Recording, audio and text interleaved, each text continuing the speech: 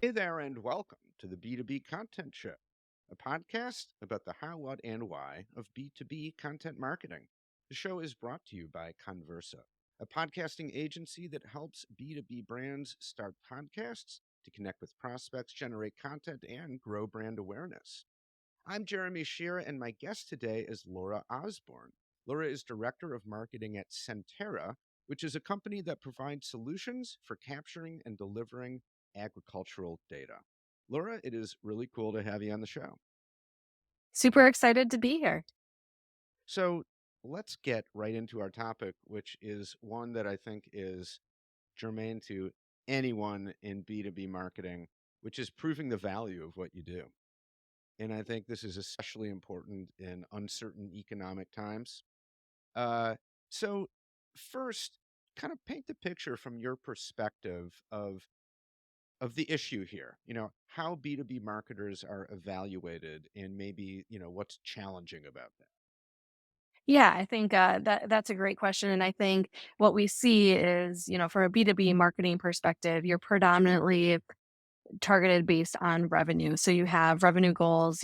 From a SaaS company perspective, typically you have a marketing originated revenue target of about 30%, which means that you also need to have substantial pipeline that are generated based on the leads that you are capturing and the deals that they then turn into. And while that's a really good way to provide a quantitative number to it, it's super challenging because you don't have people who come to your website that immediately go into a deal cycle. So when you're just looking at the revenue numbers and how marketing is driving revenue, you're missing a huge piece of that picture. And oftentimes, especially when you're talking to executive leaders, they don't have the patience to hear about how many impressions, how much awareness. They just want that hard data of understanding the revenue and how you're impacting that. Okay, so what do you do about that? I mean, so what is missing from that picture exactly? Yeah. What is it that marketers need to find a way to communicate? Yeah, I mean, I think it's great to be able to tie marketing back to revenue because right there you show the value, you show the impact that you're able to have on the organization. But it also leads to some challenges because, like I said, you're leaving out the most important part. How are you getting people to your website? How are you getting people to your content? How are you capturing them? And then how are you nurturing them along the way to make sure that they are warm leads that you're handing over to sales? And then there's also that aspect of, yes, you have a qualified lead, you hand it over to sales, it doesn't mean that it's going to go into the pipeline right away. So there's also an aspect of marketing there. So I think it's really challenging to be able to tell that full view of what you're doing from a marketing perspective and have that understanding if all you're doing is tying it back to revenue, which, like I said, is often what people only have patience to hear because they don't understand how it is all connected together unless you paint that picture for them. Yeah. And so tell us more about the picture that you need to paint.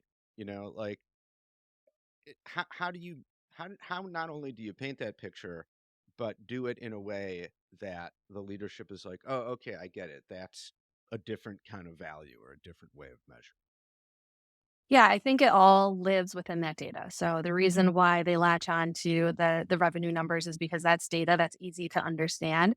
Once you start going into funnel numbers and you start talking about impressions, a lot of people outside of marketing don't know what that actually means. So you have to educate them. I think from my perspective, what was kind of a changing point in my career is when I started building out attribution models, when I started to map out the funnel and have clear stages. Yes, everybody knows about the marketing qualified lead. Everybody knows about the sales accepted lead and the sales qualified lead, but what happens before that? Having a step for marketing accepted lead. That's when you have a lead that enters your funnel, you have an email address, so they're accepted by marketing. Marketing engaged lead. That's when they're interacting with your content, they're downloading things off your website. They might be engaging with you on social media, whatever you can track from a marketing automation perspective. So once you can map that out and then have an attribution model to understand how many leads do you need to enter? Like, how many email addresses do you need in order for you to nurture, in order for you to get to that qualified state? And starting to apply the data around that instead of talking about it in loose terms, which we like to do in marketing of, yeah, we had, 400,000 impressions on this blog that we posted. And, we did see an increase on website visits. Put the numbers behind that. You should have a CTA at the end of that blog post. How many people clicked that CTA, how many people filled out that form that you had linked, And having that data helps to tell that more complete story. Okay. What about are there ways to tell that story beyond the data? The data is obviously super important. Uh, are there other kinds of data, or like other ways to kind of prove your value? Yeah, I think it's good from a social media perspective, and when you're on the phone with customers, to get their feedback. On social media, you can see what that engagement looks like. You can see the comments people are leaving. Even if you have comments turned on your blog, for instance, you can get that feedback from the market and share that from a qualitative perspective as well. When you do have the opportunity to speak to customers or prospects in the market, take those tidbits and share that. Being able to tie it back to the customer, how you're serving the customer and providing the insight that they're interested in, that is just another point that you can have in your tool belt to try and prove that value. Okay, so that kind of more anecdotal evidence, voice of the customer type of.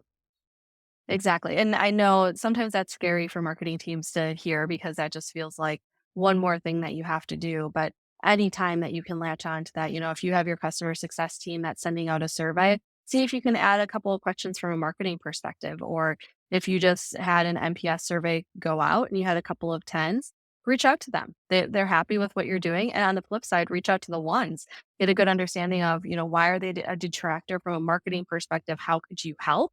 I've done that in, previous lives in my career, and we've been able to transform the NPS score just because of the marketing content that we could provide. So going back to leadership and saying, yes, here are our revenue and our pipeline numbers, but oh, by the way, this is the NPS score we had. Here's what marketing did, and here's what we were able to do from an improvement perspective. That's a very powerful message.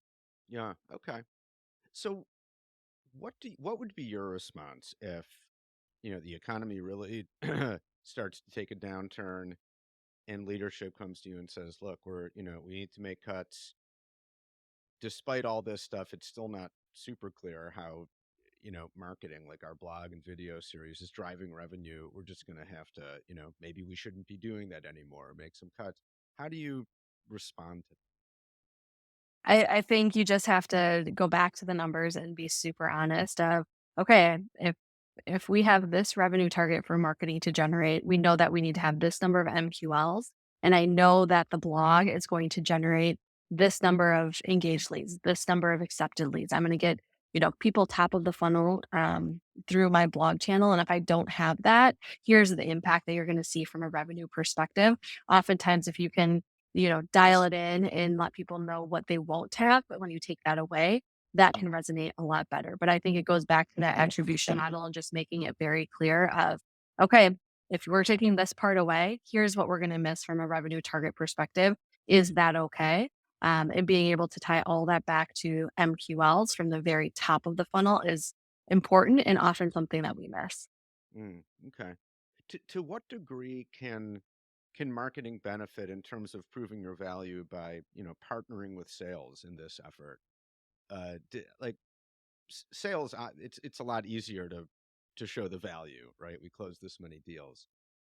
Can sales help marketing when it comes to A proving your hundred worth? percent.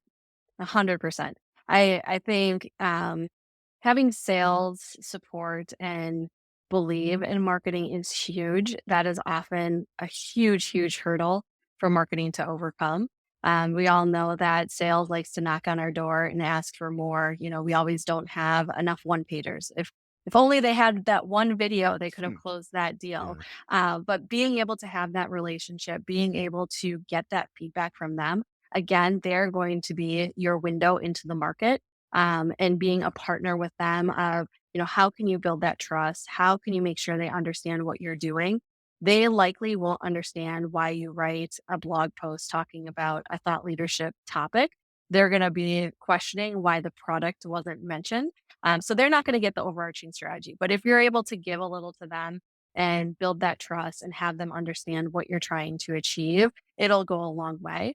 I think some of my proudest moments in my career is when I've heard sales either say the messaging that I've given them, I've heard them Mm, on the phone mhm. saying that messaging, or when I've heard them share some of the content and get that feedback that this was super helpful, this helped to push a deal forward. So I think whatever you can do to partner with sales to show that you are that strong internal partner and you are giving them the resources they need goes such a long way. Yeah, for sure. I mean, just generally, right? And in pretty much all Mhm. circumstances. But I would think, especially when the economy is a little shaky, very good to have sales in your corner to help say, like, Exactly. no, no, we still need, what they're doing is directly relevant to how we sell. Yes, and if you can take it a step further and take a look at what is the sales process? Where do Mm, prospects tend to get hung up? Do you have blog content or do you have other content pieces that sales can leverage at those points to try and build those relationships to try and get past that? It doesn't have to be bottom of funnel. It doesn't have to be case studies. It could just be a topical blog post or it could be a solutions brief that you have to download. But if you have that available and sales knows how to use that, that goes a long way too, because that's just an asset that mm. they can leverage without having to tap into your resources. Yeah, that's a great point. Right. In fact, I was just reading an article the other day. I don't remember exactly where, but about prospects that get stuck in the middle of the funnel and the role Yes. that content marketers can play to have, you know, content directly aimed at or channels directly aimed at unsticking, those prospects. And I was looking at it specifically from the point of view of podcasting. I'm like, oh, that's Mhm. you have a podcast, invite those people onto your podcast. Yes, Deepen the yes. relationship. Maybe that'll unstick them and send them sliding further down the funnel. But that's a good point, right? Yeah, and I think so often we just say, "Oh, we just need a case study and that'll move them along," or we need to find an ROI calculator to show the value, and it's like, sometimes that's not what you need. Sometimes you just need to show that you understand their business, you understand their pain points, and you can do that through a blog post or some other form of content. Yeah, we're actually just talking to them. Exactly. Yeah, Talking to people goes a long way. right. If you can have the right kind of discussion, for sure. That's true. So, That's true. okay, so kind of summing things up, what's your advice for marketing teams? Like, what's your main takeaway for teams that maybe are struggling a little bit to prove their value? Yeah, I think the biggest thing is don't shy away from the data. I think oftentimes if you are more of a creative marketer, if you're somebody who has a lot going on and data isn't your strength, that often goes to the bottom of the list and you deprioritize that because you're busy with other things. But take the time to dig into the data. Not everything is going to show that things are going swimmingly, but at least you'll have the data and you can start to understand where you need to focus, how you are supporting the business. And when you do have those tough conversations of cutting budget or taking a look at cutting programs, the proof is in the pudding. You have the data in front of you to be able to say, no, this is impacting revenue in this way. And showing the way that it ties back is so very important. So definitely start there. Take some time, whether it's just blocking your calendars an hour a day or a couple hours a week. Like just take that time, dive into the data, paint that picture so that you're ready to have those conversations. Yeah, yeah, 100%. Okay, couple quick questions here to wrap things up. So, what's your single biggest challenge when it comes to producing content? I think the biggest challenge is limiting the amount of content to create. So focusing on the quality versus the quantity because everybody has content ideas. Every conversation you're in, you have content ideas. So how do you boil that down so that you're actually creating that quality content that people want to engage with? Yeah, okay. Next question, and this one's a fill in the blank. So, here we go. Strong and effective content has to be, you fill in the blank. Targeted. Okay. I think that kind of Targeted. goes back. Yeah, and that goes back to my previous comment that as you look at the quality, like you can write high level content about pretty any much any topic, but if it's not targeted to that specific buyer persona and the challenges that they're facing, it's not going to resonate. It's not going to convert them. It's not going to do anything from a engagement perspective. Yeah. So, what's a content strategy that you think is overrated? You know, I'm probably going to get a lot of hate for this, but I think videos is something that, everybody thinks that, you launch a new product, you need an explainer video or let's do a teaser campaign video, et cetera, et cetera. And I think it works with a very targeted audience. Like there is a segment of the audience that is interested in that.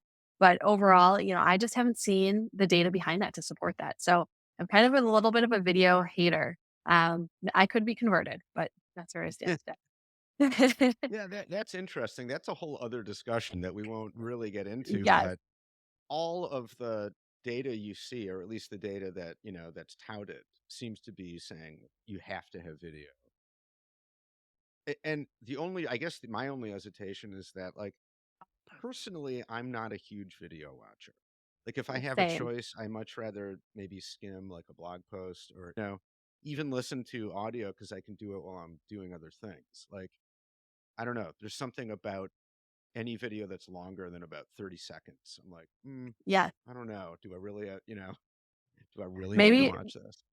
maybe it's a generational thing. Maybe, Yeah, those who are younger than us are more into it, but, could yeah, be. I'm kind of on the same page where maybe I just haven't had the right audience to prove it out, and I'll keep trying, but yeah, that's where I am Yeah, from a video standpoint. it probably depends. There are probably Yes. some cases or ways of doing it that get much higher return, in any case. Okay, interesting. And finally, what's a content strategy that you think is underrated? I think having ungated content is pretty underrated. I think, as marketers, we're obsessed on let's make sure that we're capturing these leads. Let's make sure that we're getting these email addresses and nurturing them throughout the funnel. But if you take a look at some of the marketing tactics and content pieces that have worked the best over the past couple of years, podcasts being one of them, you're not capturing people's information. You're giving them a taste and an understanding of who you are as a business and your brand promise. And they know how to reach you. You have contact us, you have demo requests, you likely have that all over your website. So if you are providing that quality content that is targeted, the gating, it's good to have, but you don't need to have that on every single long form piece or every single, piece that's providing that value. So I definitely think that's something to consider for future marketing strategies. And Mhm. what is that gating strategy that have to be as robust as it used to be? Yeah, definitely a healthy debate around that on places like LinkedIn, for sure. Definitely, Um, definitely. so, actually, one final question, and that's how can people connect with you? Yeah, definitely you can find me on LinkedIn, Lora Osborn. Would love to connect with anybody. So definitely head on over there, shoot me a message if you want to talk more. Love talking about marketing, especially as you look at attribution and how to prove the value. So open to any conversations. I hope I hear from you all. All right. Thank you so much. It's been great having you on the show, and really enjoyed our chat. Awesome. Thank you. You as well.